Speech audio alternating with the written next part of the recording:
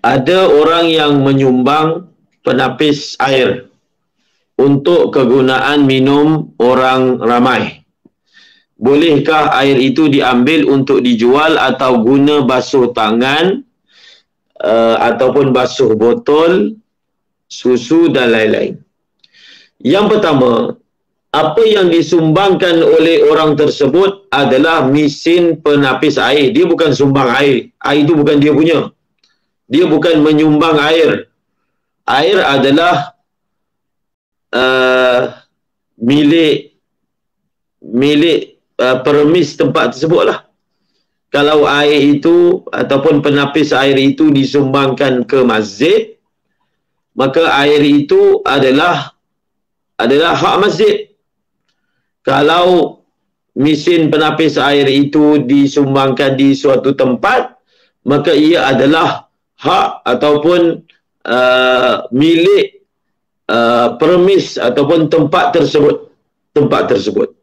Jadi bagi merujuk kepada soalan yang pertama, adakah ia boleh dijual? Maka jawapannya tidak boleh dijual. Kerana air yang diberikan dalam keadaan seperti ini, ia dipanggil sebagai ibahah. Ia dipanggil sebagai ibahah. Dia bukan tamlik. Dia bukan hebah. Dia ibahah. Ibahah tu maksudnya apa? Dia benarkan untuk kita guna. Dia benarkan untuk kita guna. Yang dipanggil ibahah.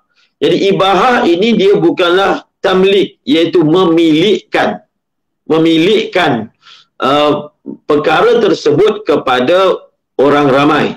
Maka bila dia adalah ibahah, maka tidak boleh dijual. Tidak boleh dijual. Dia suatu bentuk kebenaran untuk menggunakannya sahaja. Dan kalaulah ia dibenarkan ataupun permis itu dia beri air, dia menyumbang air untuk tujuan minuman, maka air itu tidak boleh digunakan untuk tujuan selain daripada minuman. Tidak boleh digunakan untuk tujuan selain daripada minuman. Adapun kalau hanya sekadar membasuh botol susu yang sedikit, maka zahirnya ia boleh digunakan.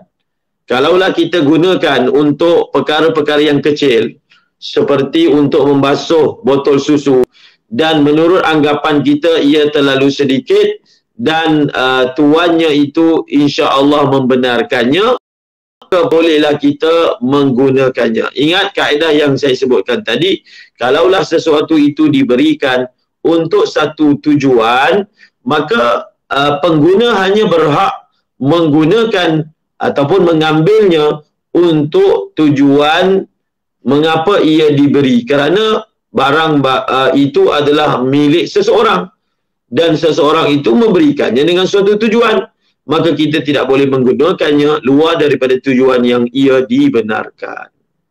Baik, jelas. Terima kasih banyak Ustaz. Seterusnya kita